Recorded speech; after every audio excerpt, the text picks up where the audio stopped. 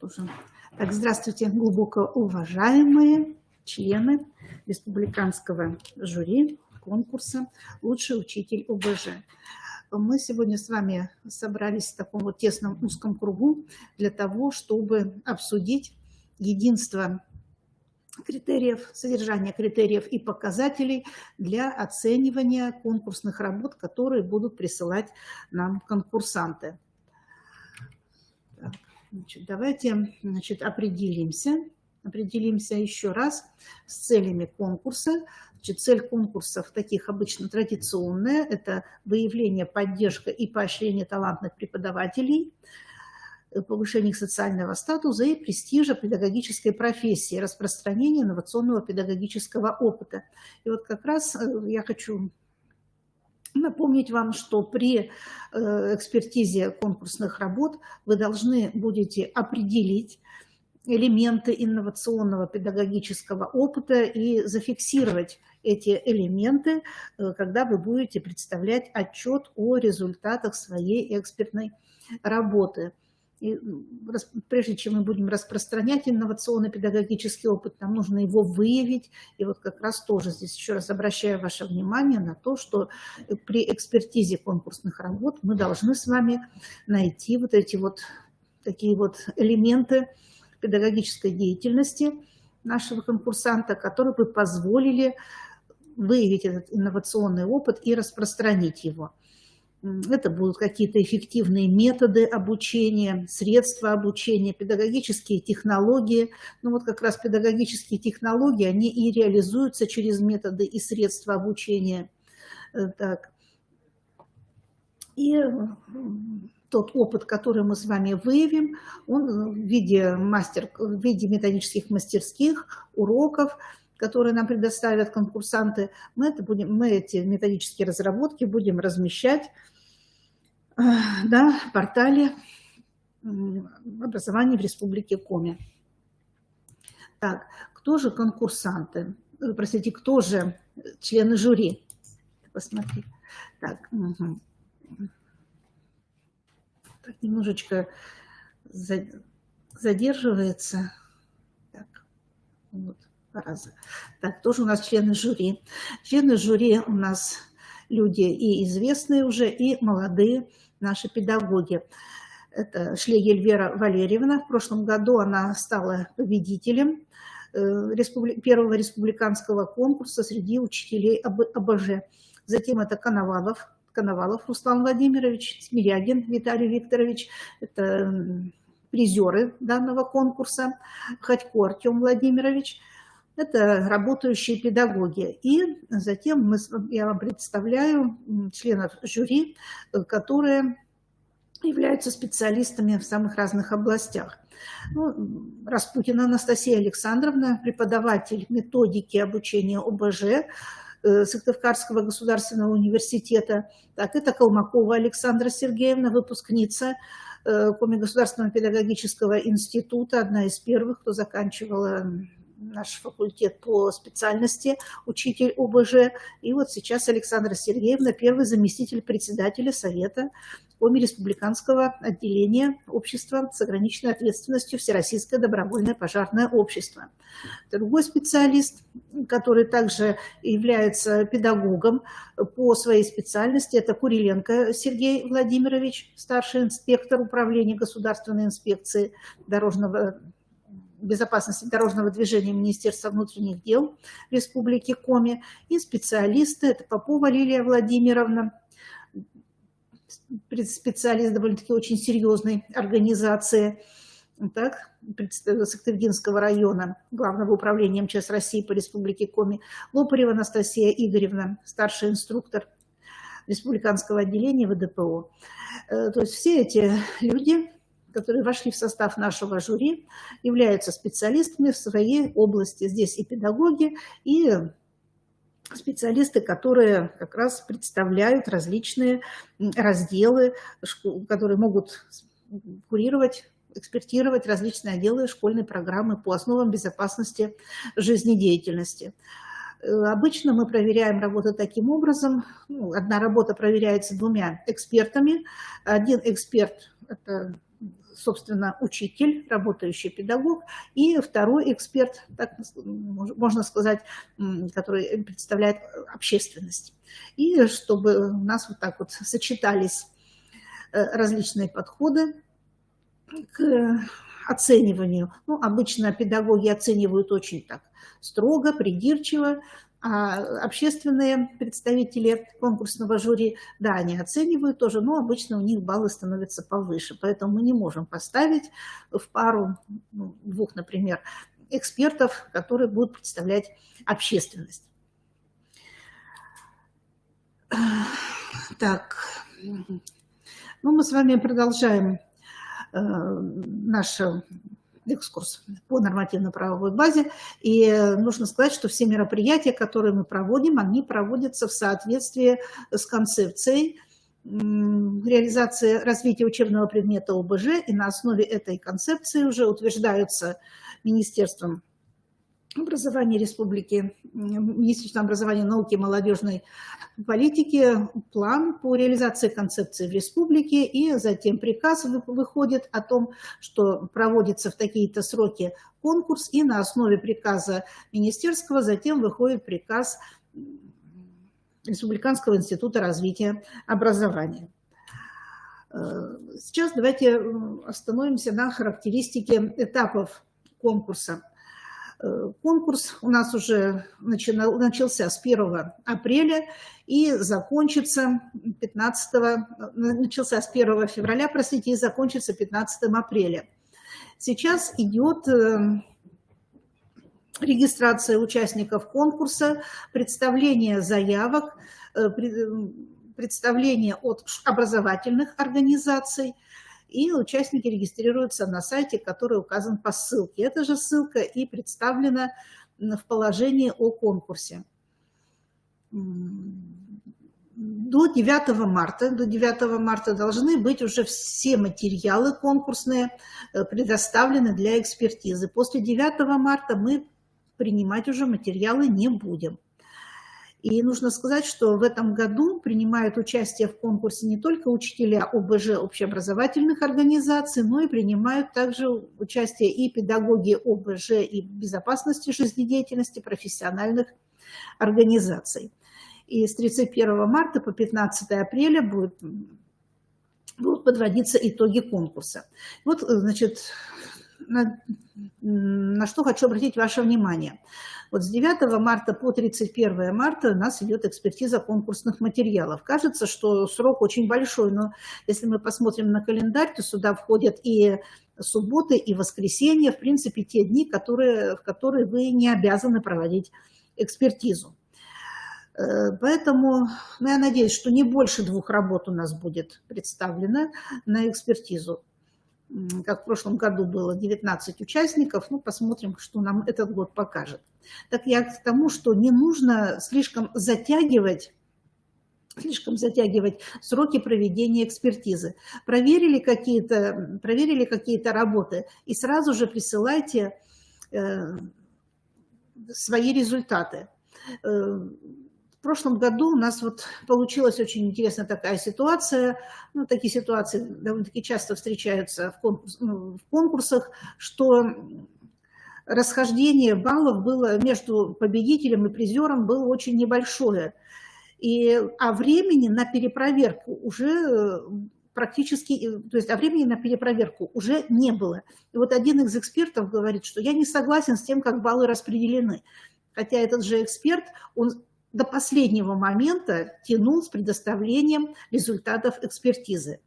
Поэтому здесь я говорю, что не нужно дотягивать до 31 марта, а затем все дать сразу. И во время экспертизы вы имеете полное право поддерживать связь со мной и спрашивать какие-нибудь такие вот, задавать вопросы, связанные с тонкостями экспертизы. С 31 марта по 15 апреля мы с вами будем обобщать результаты, мы с вами будем выстраивать рейтинг баллов, которые получили наши конкурсанты, и подводить таким образом, определять, кто же будет победителем. И я хочу сказать, что вот к 15 апреля у нас должны быть уже четко определены победитель и призеры. И все материалы затем уходят на утверждение Министерства образования, науки и молодежной политики Республики Коми. Здесь же нужно совместно, сразу же нужно будет отправить анализ результатов конкурса. Сами понимаете, что написать анализ результатов конкурса я смогу только на основе ваших замечаний, которые вы должны будете предоставить по каждому конкурсанту. Причем не просто так, вот мне это понравилось, а там не понравилось. Нужно указать будет конкретную педагогическую технологию, которую применял конкурсант, простите, какие методы, методические приемы, средства обучения наиболее эффективно использовались. Ну, то есть написать, по сути дела, свой такой вот мини-отчет по тем критериям, которыми мы с вами сегодня будем анализировать. Так. Конкурсные материалы состоят из 3 блоков. Это интернет-портфолио, методическая мастерская и урок. По каждому виду работ выделяется несколько критериев. Вот здесь представлены на слайде критерии. В каждом критерии раскрывается несколько показателей. И я вам разослала как раз полный такой вот анонс вот всех критериев и показателей. Кстати говоря, это не тайна, критерии и показатели, это не тайна для самих конкурсантов. В положении о конкурсе все эти критерии и показатели тоже представлены. И поэтому, когда конкурсант будет готовить свои материалы, он обязан, по сути дела, соотносить то, что он делает, с данными показателями. Так. Все свои конкурсные материалы объединяются в 3 таких вот блока. Это урок, самый главный такой момент в конкурсе, да, урок, в который представлен проектом урока в виде конспекта или в форме конспекта. Конспект может быть любой. Или это может быть какой-то развернутый конспект урока, или это будет технологическая карта, как хотите, здесь никаких четких рекомендаций нет. И видеозапись этого урока. Вот, к сожалению, в прошлом году один из педагогов представил только проект конспекта урока со всеми пометками, что он там делает, включает видеозапись, выключает, диктует, записывает и так далее. То есть весь алгоритм действия педагога был раскрыт, но видеозаписи не было. На этом педагог потерял баллы. Далее, методическая мастерская, представляется тоже проект, то есть это методическая мастерской, и видеозапись, проведение методической мастерской. И 3-й блок – это интернет-портфолио. Здесь вкладывается только вордовский файл, на котором представлены ссылки, по которым можно выйти на интернет-портфолио педагога. Все эти методические материалы помещаются в одну общую папку, которая подписывается, фамилия, имя и отчество педагога, больше ничего не нужно указывать, и размещается на Google Диск в облако. И таким образом я потом вам буду рассылать уже не сами, собственно, вот эти конкурсные материалы, а буду рассылать только ссылку. Это очень удобно. Быстро, не нужно скачивать эти методические материалы, они будут доступны всем нам. Так. Ну вот теперь мы с вами начнем характеристику критериев и показателей каждому отдельно взятому конкурсному заданию. И здесь вы можете открыть те вордовские файлы, в которых предложены более развернутая характеристика, и можно будет даже сделать какие-либо пометки для того, чтобы затем уже не допускать каких-либо просчетов. И по ходу такого вот анализа вы можете мне вопросы задавать. Так. Итак, значит, первое конкурсное задание – это интернет-портфолио.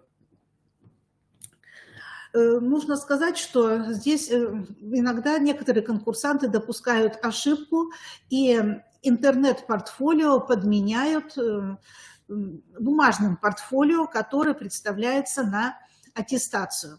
Интернет-портфолио – это особая форма представления педагогического опыта на сайтах интернет, и мы сейчас с вами рассмотрим, что же здесь нужно представить. Так. Ну, во-первых, значит, я надеюсь, что у вас перед вами располагаются, дается вот эта вот развернутая таблица по критериям и показателям. Итак, значит, содержится информация для разных категорий пользователей интернет-ресурса. Здесь, значит, будет информация для педагогов, обучающихся и их родителей.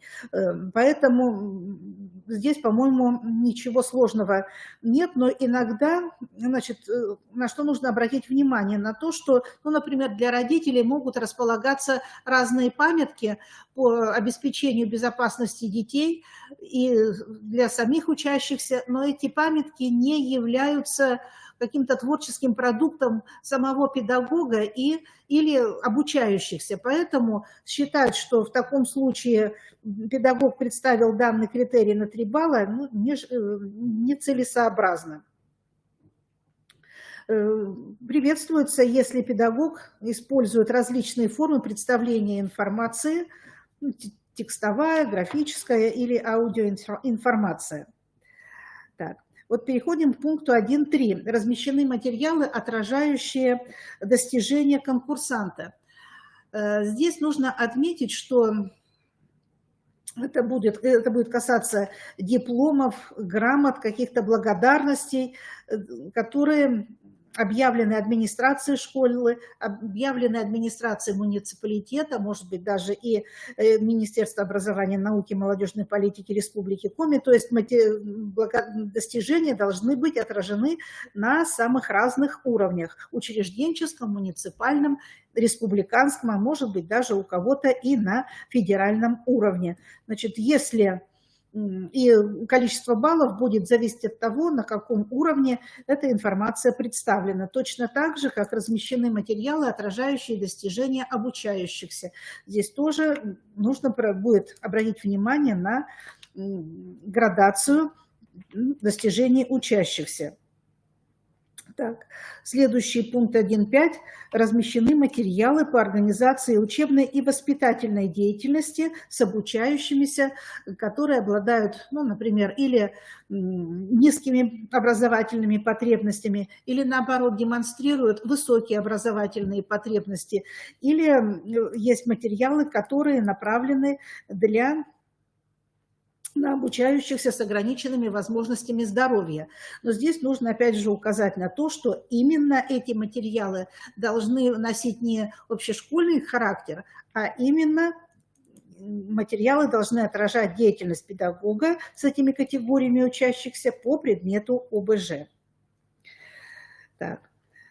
Это были комментарии по первому критерию.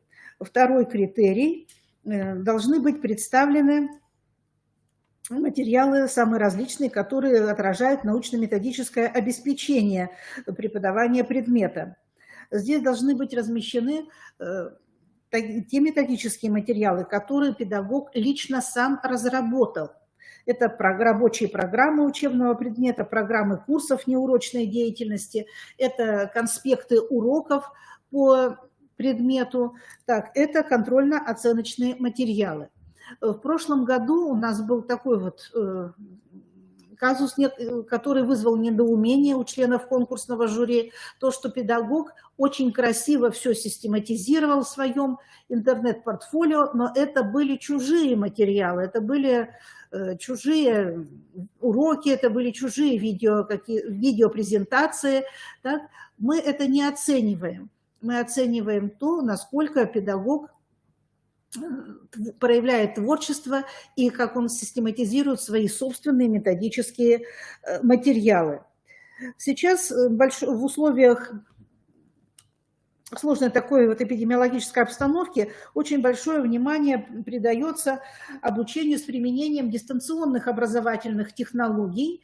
И, конечно же, все учителя и учителя ОБЖ включились в эту работу. И вот обучение с использованием дистанционных образовательных технологий, оно может быть отражено или в дополнительном разделе официального сайта образовательной организации, да, или это может быть размещено в таком официальном разделе, как «Образование», и в этом разделе там можно затем, уже открывая вкладки, найти данный интересующий нас раздел «Обучение с применением дистанционных образовательных технологий» или с применением информационно-коммуникационных технологий. То есть это должно быть где-то отражено.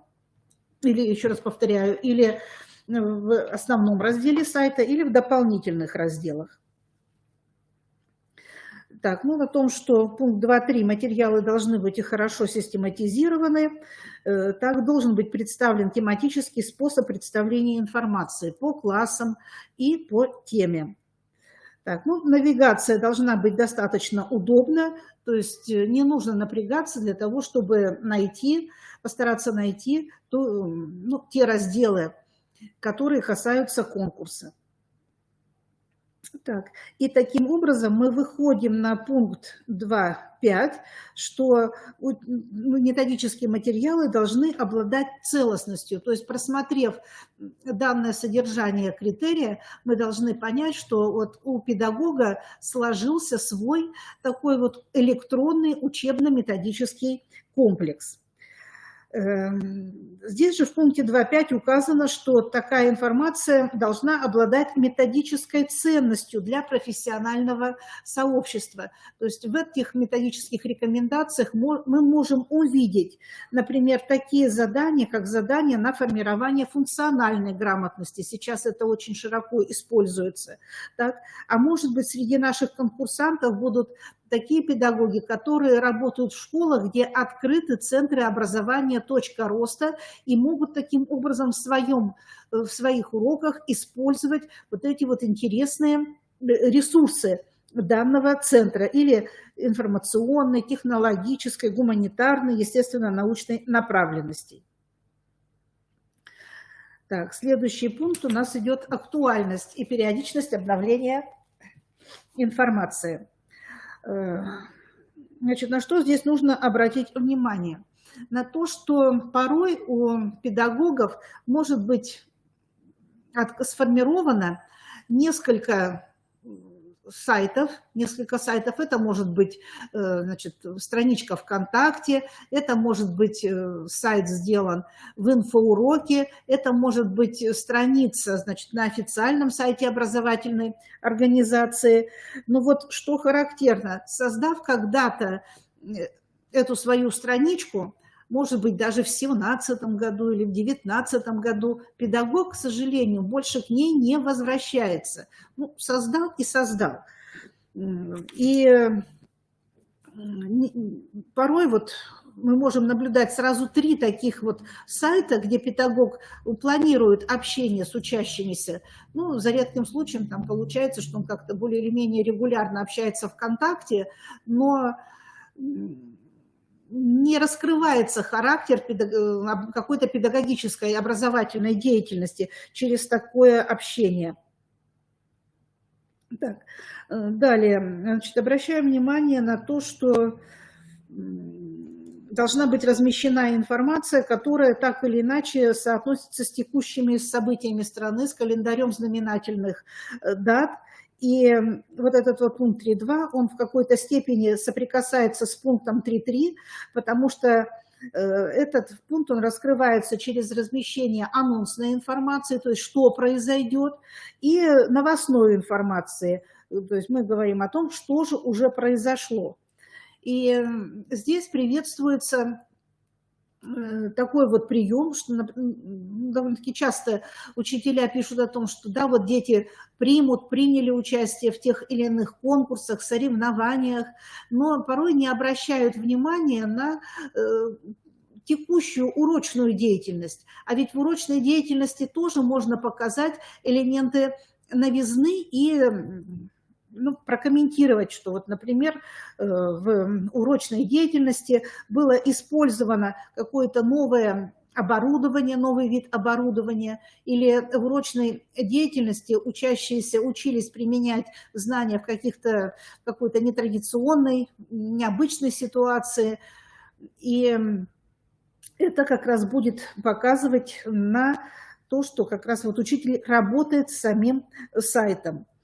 Далее, пункт 3.4. Размещена информация о других интернет-ресурсах. Такая информация, она будет полезна для своих коллег, для коллег по школе или для коллег, которые своего муниципалитета. Обязательно пункт 3.5, обязательно должны быть размещены контактные данные педагога.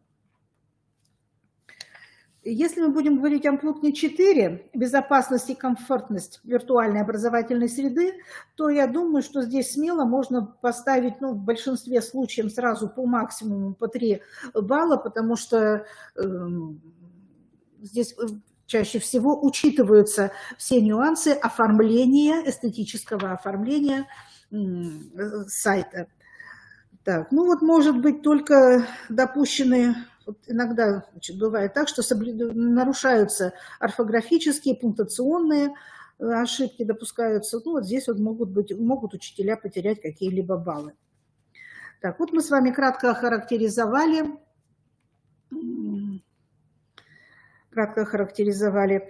первое конкурсное задание. Всего по этому заданию педагоги могут набрать максимум 60 баллов.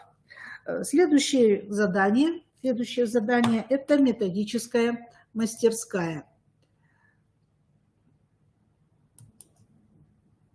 Так, вы можете задавать вопросы по ходу характеристики каждого конкурсного задания или в конце нашей с вами встречи. Можете это указать. Методическая мастерская, конечно же, это особая форма обмена успешным передовым опытом. И если бы мы проводили этот конкурс очно, то, конечно же, все мы получили с вами наибольшее удовлетворение от такого профессионального общения. И поэтому этому конкурсному заданию придается большое значение. Здесь мы видим 10 показателей, на что нужно будет обратить внимание. Во-первых, нужно сказать, что в данном случае педагог должен очень четко сформулировать актуальность данной методической мастерской, того педагогического опыта, который он хочет нам предоставить.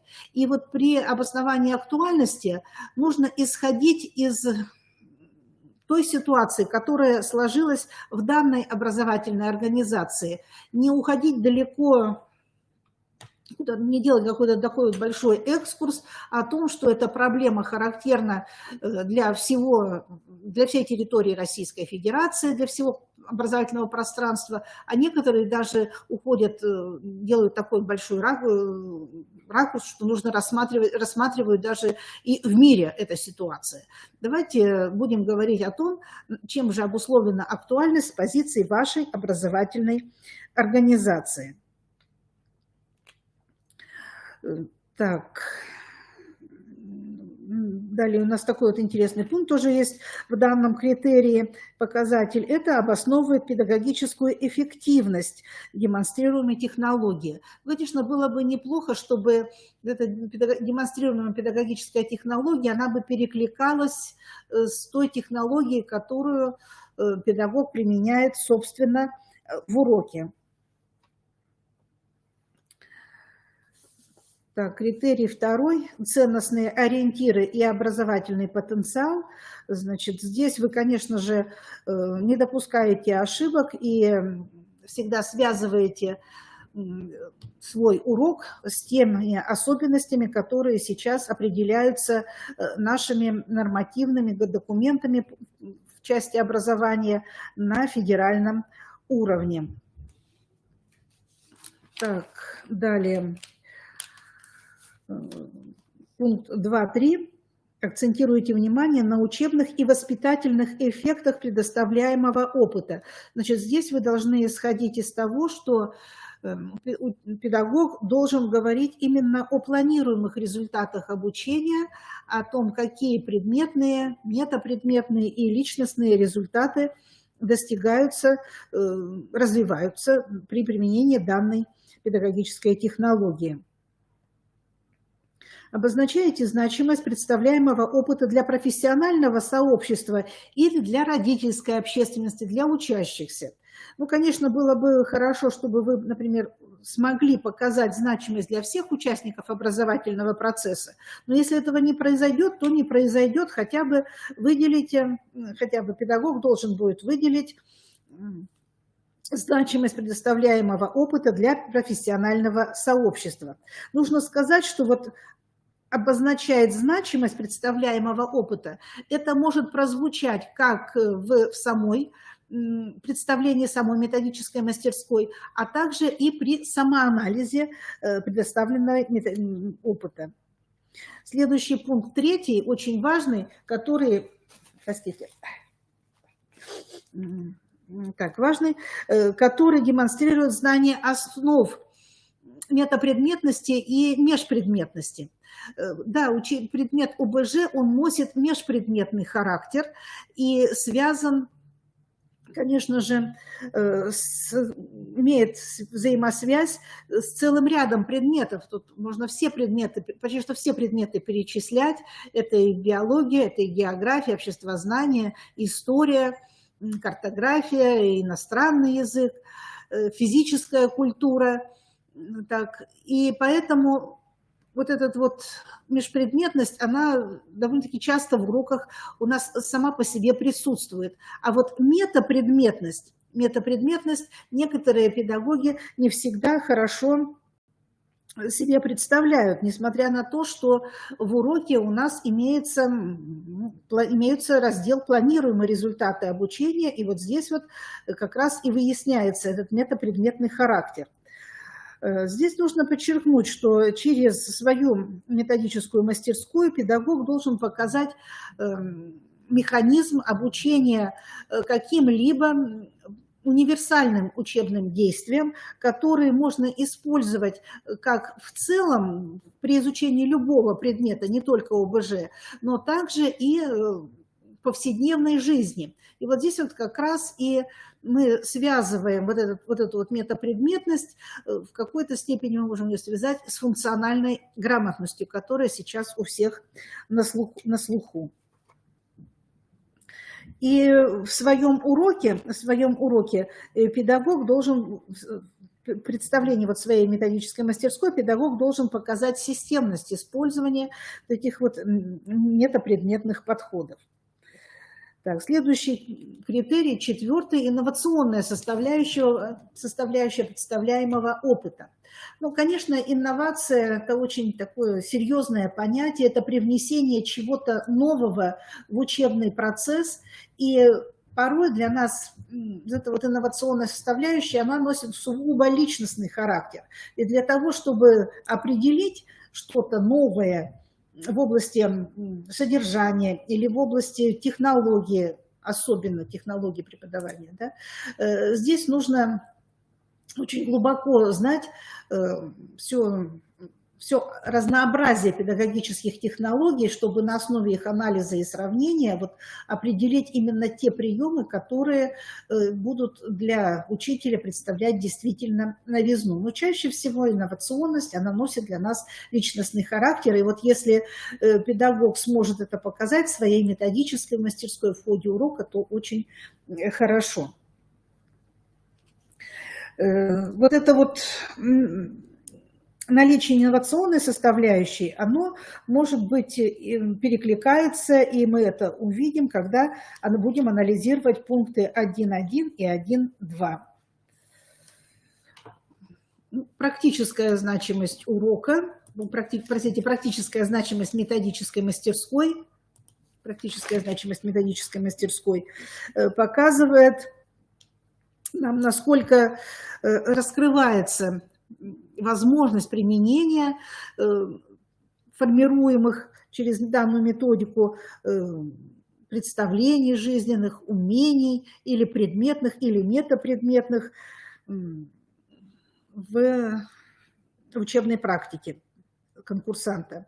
Вот есть такой еще показатель, как демонстрация педагогической эффективности используемой технологии. Как демонстрируется? То есть учитель может показать, конкурсант, динамику результатов применения своей педагогической технологии. Творческий подход к представлению опыта. Творчество проявляется в создании какого-то нового методического продукта, и вот здесь вот как раз возможно то, что педагог, используя классические, будем говорить, методы, средства обучения, которые есть почти что в каждой школе, но тем не менее он создает какой-то новый творческий продукт и демонстрирует новый творческий подход. Коммуникационная культура и профессиональное взаимодействие с аудиторией. Но здесь вот мы не сможем проследить профессиональное взаимодействие с аудиторией, но даже то, как педагог демонстрирует себя в процессе, в ходе видеозаписи, это уже указывает на определенный уровень его коммуникативной культуры. Бывают такие вот случаи, что педагог, ну, например, начинает свою методическую мастерскую или самоанализ урока и говорит там: «Здравствуйте, я хочу вам представить какой-то там опыт» или еще что-то. То есть, ну, никак не устанавливает никакого контакта с членами жюри. И по ходу представления методической мастерской, ну, например, он связан с конспектом, у него отсутствует какой-то свободная такая вот речь, представление своего собственного опыта. Так, к сожалению, вот у меня закралась такая вот неточность в характеристику критерия 7, как, например, вот пункт 7.2, 7.3, там упоминается мастер-класс. Ну, конечно, здесь нужно читать, что это у нас будет методическая мастерская. При характеристике критерия 8, значит, здесь нужно обратить внимание на то, чтобы педагог точно и корректно использовал профессиональную терминологию, чтобы он не подменял понятия, ну, например, там тип урока, вид урока, форма организации учебно-воспитательного процесса. Так, результативность. Результативность, критерий 9. Значит, на что я здесь обращаю ваше внимание, что, например, по пункту 9.4 условия для получения участниками индивидуального образовательного результата и 9.5 создает условия для оценки результативности мастер-класса его участниками, здесь можно сразу же поставить по 3 балла. Почему? Потому что таких условий наше дистанционное представление мастер-класса, оно не реализует, и чтобы педагог не терял баллы, мы сразу здесь можем поставить по 3 балла. Это не страшно. И по критерию 10, самоанализ. Ну, во-первых, на что нужно обратить внимание. Пункту 10.2. Осуществляет самоанализ проведенного мастер-класса. То есть именно анализирует успешность мастер-класса по тем критериям, которые были представлены. Именно анализирует, а не докладывает, что он вот это сделал, это сделал, это сделал. То есть должен обязательно присутствовать самоанализ. Ну, выражает эмоционально-ценностное отношение к проведенному мастер-классу и обосновывает его. То есть говорит о том, насколько успешно, неуспешно и почему педагог так считает. Все-таки по пунктам 10.4 и 10, по пункту 10.4 объясняет корректировку необходимости или отсутствие корректировки проектного замысла методической мастерской. То есть обычно заканчивается как? Что все у меня хорошо, все у меня получилось, и как-то кажется странно, что у педагога не возникает никакой доли сомнения о том, насколько он все правильно сделал. Обычно после того, как ты реализуешь проект своего методического мероприятия, возникает чувство, ну, может быть, не скажу, что глубокой неудовлетворенности, но порой возникает чувство, что вот здесь бы надо было изменить так, вот здесь вот слайды поменять местами, или вот здесь нужно было бы организовать вот такую-то работу с учащимися.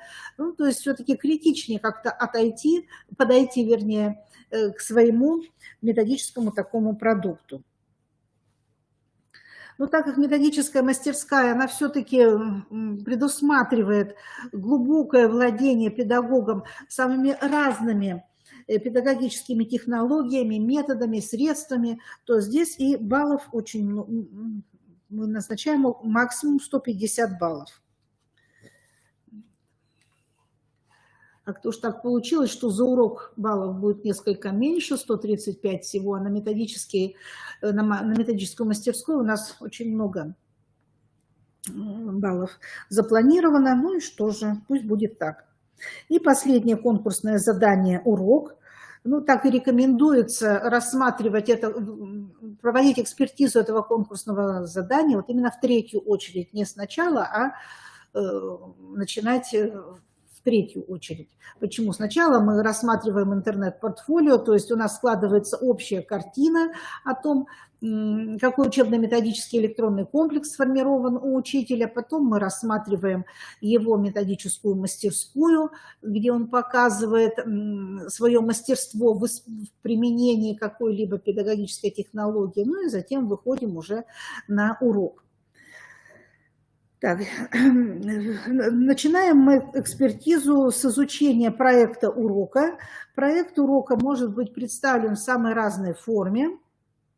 В разной форме или развернутого конспекта урока, или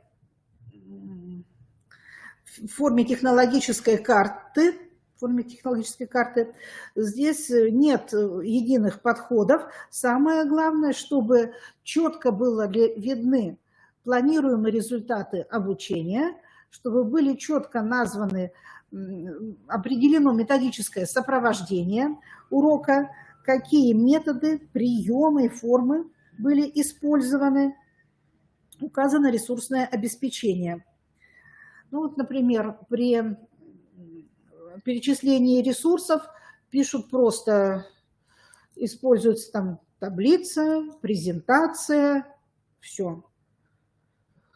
То есть, если вы используете презентацию, то обычно пишется, как называется презентация. Используете таблицы, значит, указываете название таблицы. Используете дидактический раздаточный материал, ну, например, инструкции, то нужно тоже обозначить, какое количество таких инструктивных карточек педагог использует. Так, или это будет индивидуально для каждого ученика, на пару, на группу. Так, затем, если, например, проводится урок на тему оказания первой медицинской помощи, первой помощи, да, то тогда нужно указать, какие средства оказания первой помощи вы подготовили, в каком количестве. То есть, таким образом, мы можем уже представлять, как дальше будет проводиться урок. Или это будет демонстрация каких-либо приемов, или это будет уже практический урок. Так, на что еще нужно обратить здесь внимание? Потому что это самый важный этап в уроке, этап в экспертизе – ознакомление с проектом урока. Ну, сама структура урока определяется на основе системно-деятельностного подхода, цель задачи и планируемые результаты. Вот здесь вот, значит, бывает очень много лишнего педагогами написано. Планируемые результаты. Планируемые результаты предметные, метапредметные и личностные. Значит, иногда педагоги делают так. Они копируют просто из рабочей программы учебного предмета, копируют общую формулировку каких-либо предметных или метапредметных результатов, и на этом успокаиваемся. То есть, ну, например, пишут проведение беседы с учащимися. Но беседа тоже может быть разной, здесь хотя бы тему беседы указать. Так. Или, например, анализ, что будут анализировать, тоже не указывается. Так, или формирование каких-либо метапредметных действий. Ну, в основном не раскрывается. И когда педагог не раскрывает вот эти вот планируемые результаты в самой преамбуле своего конспекта, то потом непонятно, чему учитель и учит детей, какие знания на уровне понятий формируются. Ну, вот в целом, когда читаешь конспект, то он уже должен быть целостно и наглядно представлять о том, какие результаты будут и что будут делать учитель и ученики, чтобы добиться планируемых результатов. Ну, если мы будем говорить о предметном содержании, то на что здесь нужно обратить внимание? То, что педагог демонстрирует свободное владение содержанием преподаваемого предмета и ведет урок без опоры на конспект. Вот это вот очень важно, на это очень важно обратить внимание. Так, пункт 2.5. Использует потенциал предметов воспитания обучающихся, ценностного отношения к предмету и коммуникативных универсальных учебных действий. Об этом мы с вами уже говорили при характеристике, как это достигается, мы говорили при характеристике методической мастерской. Организационная культура урока, она четко будет уже просматриваться не через сам конспект, а через запись урока. Учитель обеспечивает четкую структуру и хронометраж урока, дает четкие, понятные, конкретные инструкции каждому этапу учебной деятельности. Так, что здесь нужно сказать? Вот четкая структура и хронометраж урока. Ну, в основном учителя выделяют такие вот этапы урока, как организованное начало, мотивация, постановка целей, задач, основной этап урока. Так? Далее там первичное закрепление, рефлексия, организация домашней работы и организованный конец урока. Я хочу сказать о таком этапе урока, как непосредственно изучение нового материала. Вот порой даже сам этот вот этап урока, он разбивается на подэтапы, и при этом вот порой педагог забывает делать необходимые выводы или при помощи учащихся, или даже самостоятельно, вот когда происходит переход от одного микроэтапа урока к другому, и при этом вот будет теряться целостность, если такого не делать. Так. Использование технических средств обучения в соответствии с СанПинами. Конечно, мы должны это учесть, как преподаватель это организует на уроке. Совершенно, вы знаете, не обязательно использовать там, презентацию на уроке или демонстрировать видеофильмы. Некоторые думают, как-то ошибочно представляют, что без этого урок нельзя современный проводить. Вполне можно провести урок и без использования технических средств обучения. Творческий подход. Так, творческий подход. Ну, здесь вот, конечно, самые важные такие моменты – это использование различных методов и приемов вовлечения обучающихся в учебно-познавательную деятельность. То есть какая здесь будет учебно-познавательная деятельность? Или ребята будут заняты репродуктивной деятельностью, или это будет какая-то поисковая деятельность. Ну, тут уже как раз вот это вот творчество самого учителя. И, ну, так, забегая вперед, может быть, или надо было мне уже об этом раньше сказать, что порой вот педагог при организации вот познавательной деятельности педагога, учащихся, Он использует традиционные такие приемы. Вот, ну, в основном это идет что? Это вот идет групповая работа. Групповая работа. Довольно-таки часто встречается такая педагогическая технология, но она уже не для того, чтобы она показала нам какое-то творчество, какой-то новый такой вот взгляд, так, такое очень вот редко бывает.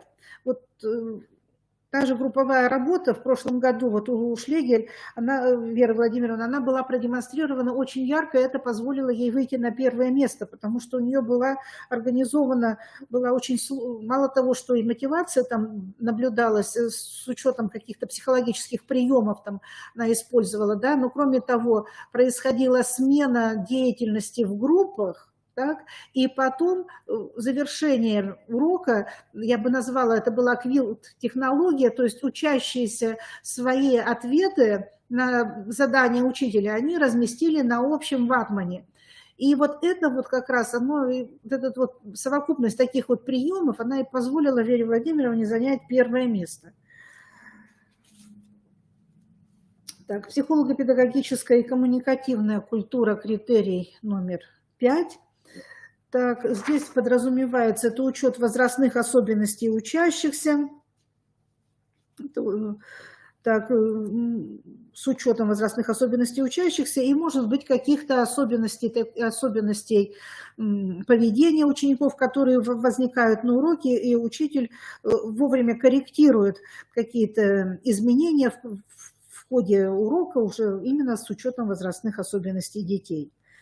Минимизирует риски возникновения на уроке коммуникативных ошибок и псевдокоммуникации. Вот что такое псевдокоммуникация? Вот иногда учитель задает очень много вопросов детям, подразумевая, что проходит беседа.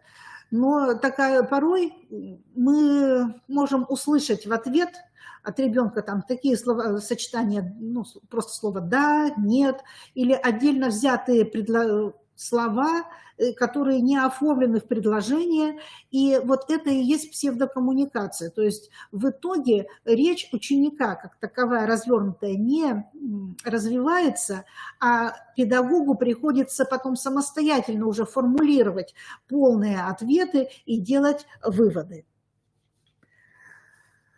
Так, здесь все-таки я пропустила, что... Здесь пропустила то, что когда мы рассматриваем проведение урока, так, то нужно обратить внимание на то, как оформлено то помещение, в котором проводится урок. Где-то это пропустила в каком-то из критериев. Ну, например, урок может проводиться в кабинете ОБЖ, так, прекрасно.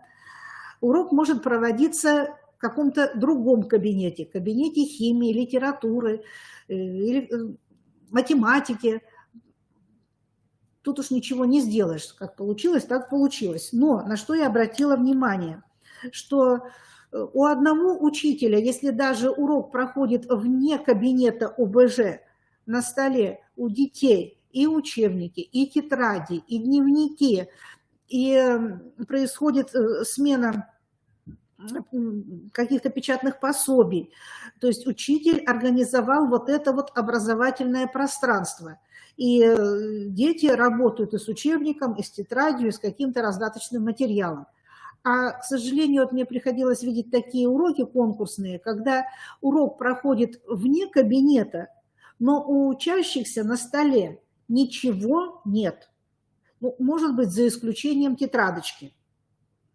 Вот это не есть хорошо. То есть нужно организовать вот это вот образовательное пространство, в котором происходит изучение основ безопасности жизнедеятельности. Так, инновационная составляющая, критерий 6, демонстрирует инновационность в отборе содержания урока, в отборе средств обучения. Сейчас, конечно же, каждый педагог стремится к тому, чтобы выйти за рамки школьного учебника и показать учащимся какое-то дополнительное содержание и не просто показать, а использовать это дополнительное содержание для того, чтобы организовать какую-либо познавательную деятельность. Вот в этом отношении даже уроки на одну и ту же тему, они могут различаться. И педагог может проявить инновационность в плане применения различных технологий, методов обучения. Так, следующий у нас инновационная составляющая профессиональной деятельности, так это я сказала, профессионально-личностные качества. Ну вот здесь, конечно же, очень приятно видеть, когда педагог вот чувствует себя, что называется, как рыба в воде, он чувствует себя на своем месте, он активен, он проявляет, демонстрирует уверенность в себе, такую вот эмоциональную устойчивость, позитивный настрой, который передается и детям в плане того, что несмотря на то, что урок записывается, у нас все получится, вы молодцы. И в итоге учитель, вот один из таких вот показателей, как демонстрирует высокий уровень общей культуры, то есть речь грамотная, отсутствуют слова паразиты, другие какие-то особенности. И результативность урока. Значит, здесь учитель должен показать, что он создает условия для того, чтобы учащиеся сами высказали свое мнение по итогам своей деятельности. И здесь вот самое главное, наверное, скорее всего, я обращаюсь сейчас к специалистам, не к педагогам, о том, что именно рефлексия – это именно тот этап в уроке, который очень важен, когда ученик может с самых разных точек зрения определить свою результативность в уроке. Или это будет какая-то эмоциональная реакция школьников, или это будет реакция школьников на то, как они работали, или будет происходить оценка того содержания, которое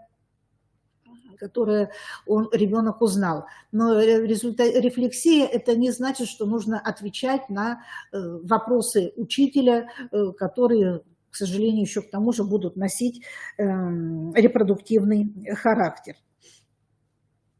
Рефлексию проведенного урока мы с вами выявим на входе видеозаписи самоанализа урока. И здесь опять же нужно обратить внимание на то, что должна быть выявлена, мы должны увидеть не просто там доклад по уроку, а именно самоанализ. И опять же будет приветствоваться, если педагог покажет возможность корректировки в ту или иную сторону своего конкурсного урока. Да, критериев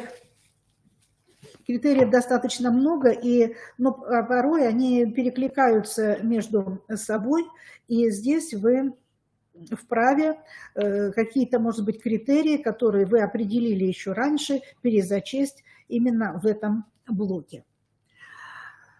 Значит, каждому из вас я послала вот этот вот перечень критериев и показателей. Это всего 10 страниц, и вы должны будете по каждый критерий, каждый показатель заполнить. Так, прежде чем вы будете вносить свои баллы в особую электронную форму, которую я пришлю позже. Вы затем распечатываете эти экспертные листы свои в расчете. На одной странице 2 листа. Таким образом, объем пересылаемого материала уменьшится у нас до 5 листов. Каждое задание, которое вы проверяли, вы подписываете и затем подписываете то итоговое количество баллов, которое набирает каждый конкурсант. И по итогам таким образом, по итогам у нас будет составляться рейтинговая таблица баллов. И первую строчку будет занимать победитель.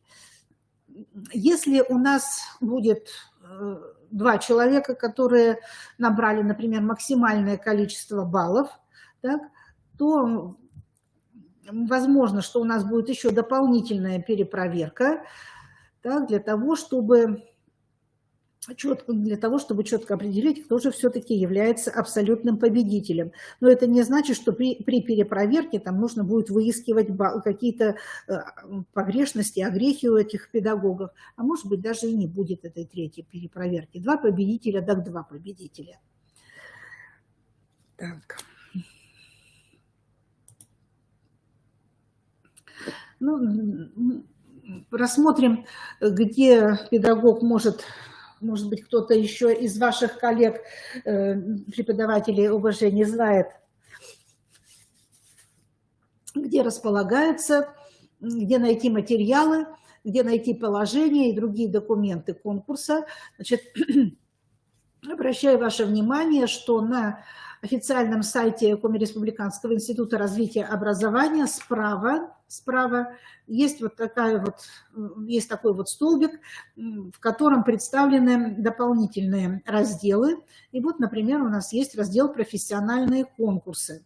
Мы заходим в раздел «Профессиональные конкурсы», выходим на перечень профессиональных конкурсов.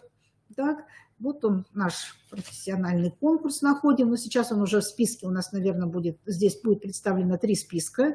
Так, мы заходим на наш раздел, так, и попадаем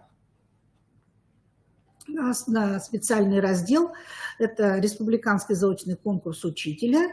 Так, здесь представлено описание и документы.